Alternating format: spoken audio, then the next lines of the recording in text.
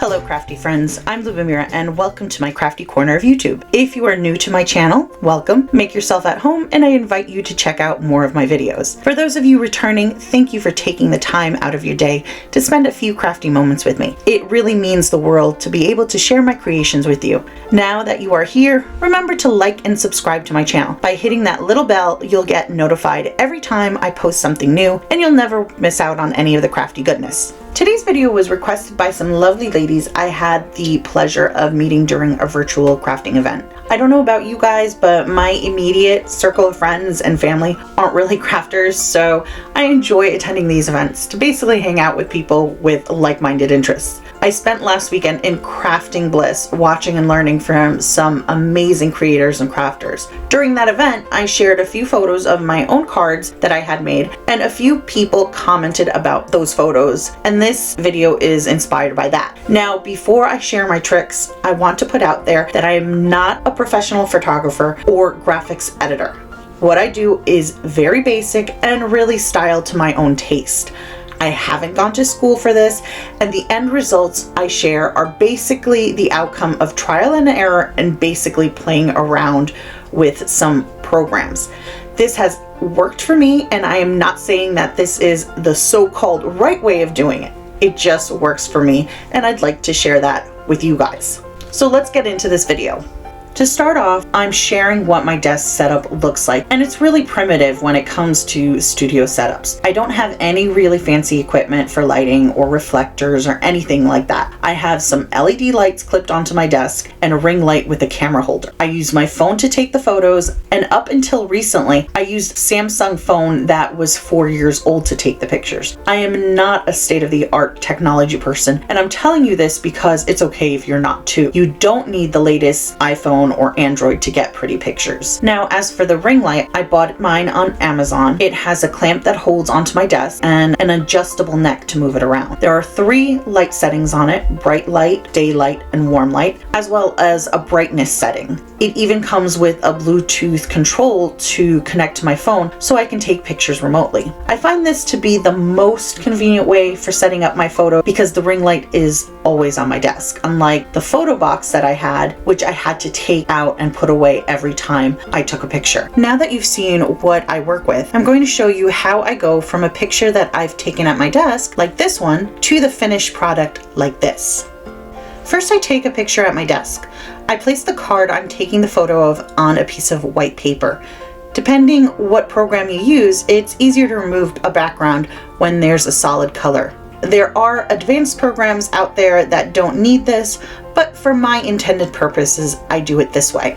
Next, I play with the lights on the ring light. I want the picture to come out lit without being blown out. As I mentioned before, there are several settings on this ring light. I find that the colors in the card can affect how the light looks on the card. I usually leave it on the daylight setting because it comes out most natural, and then just adjust the brightness. To avoid any unwanted shadows, I turn off the lights in the room and just leave the ring light on so that there is only one light source right above the card. Once that is set, I take the picture and move on to the digital part of the process.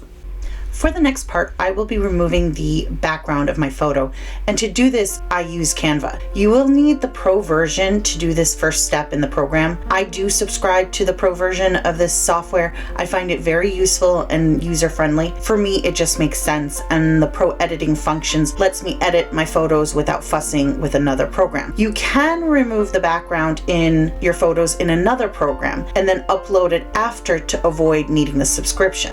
Once I'm in Canva, I select the type of project I'm working on, and there are a lot of projects to choose from. For the purpose of this demonstration, I'm going to be making a Facebook post, and I choose a blank project. I'm going to put my photo into the project by uploading it into the software. There's an option in the sidebar for uploading files. Select that and upload a picture. I had uploaded the picture earlier, so it's already in the program. But if you're doing this for the first time, just select the purple upload file button, find the file on your computer, picture and follow the prompts to upload. I'm going to select the photo and it appears on my canvas. You'll notice that when a picture is selected, editing options appear in a bar above the photo. That's where all the functions to edit the picture are located. I select the first option to remove the background, and like magic, the software removes the background of my photo. Now I can make the adjustments to its appearance by using the rotating tool to the bottom of the picture, or resizing it by selecting and holding the corners of the perimeter and moving it outwards.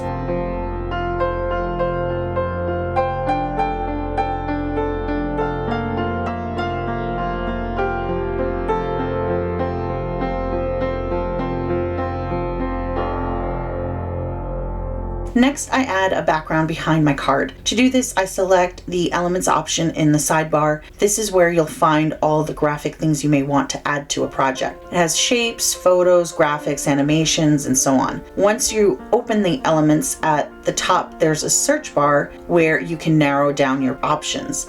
I'm going to go ahead and type in wood background. Shiplap is so popular these days, so that's what I'm going for. I'm going to select the photo option because I want a realistic appearance. There are thousands of options you can literally spend hours browsing through. You'll notice that there is a little crown on some of the options. Those are the pro version items, but you'll also notice that there are also options without that little crown, and those are the basic non-subscription options. I'm going to select one of these light colored backgrounds that happens to be free, and when I do, it appears on my canvas.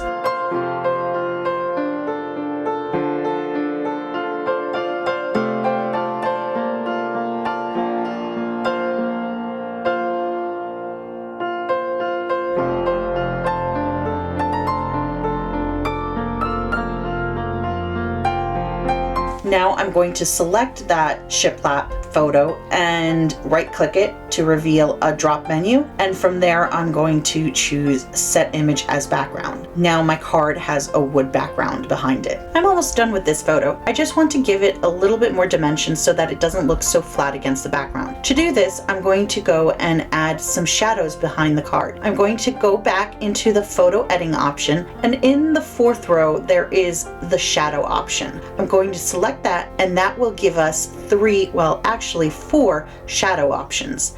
None, which is the current one selected, and three others: glow, drop, and outline. I usually use the drop one. That's my favorite. Once I select that, the shadow appears behind my photo and it gives me all the options to adjust its features. And here is where I play with the options.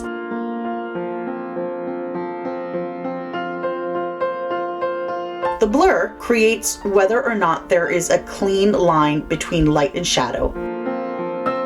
The angle is what direction the shadow is being cast.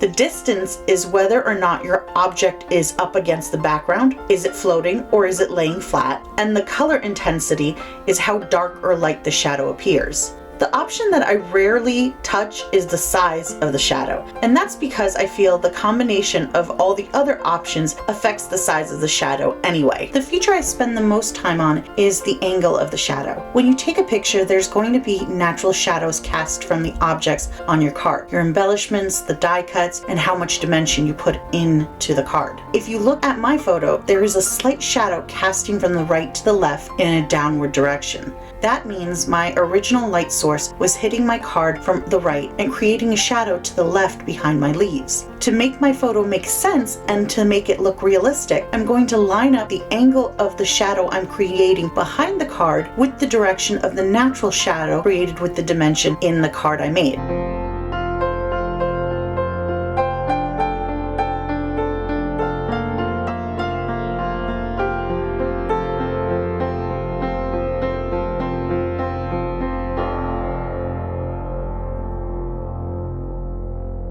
In the photo editing option, there's a second menu called Adjust, and you'll find all the options to change the color and lighting of your photo. How you adjust your photo will depend on how it looks in comparison to your original project. Do the colors look different? Are the shades off? If they are, then just adjust accordingly. It's really all about playing. There's also an auto adjust option to make things easier. I usually adjust the brightness and the whiteness of my photo.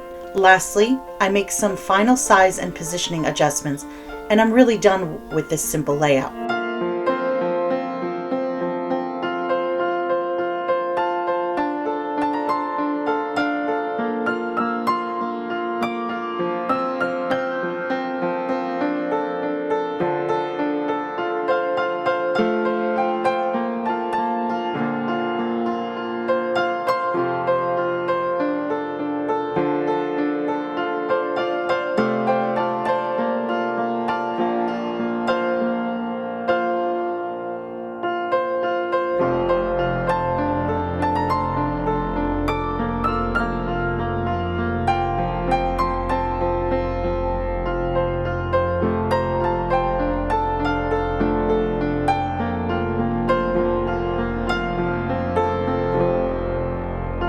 add a little bit more interest, you can put a background with objects in it. Flowers and greenery are a nice complement to card. I choose a background and follow the same principles as I would if the card was by itself. I make adjustments to the background, resizing and putting the flowers so that they are tucked off to the side of the background, and making sure to pay attention to the shadows. It doesn't have to be perfect, but close enough to be believable. By giving your card shadows and making the color of the shadows in the photo and the objects in the background similar, the staged effect of the whole presentation looks more realistic.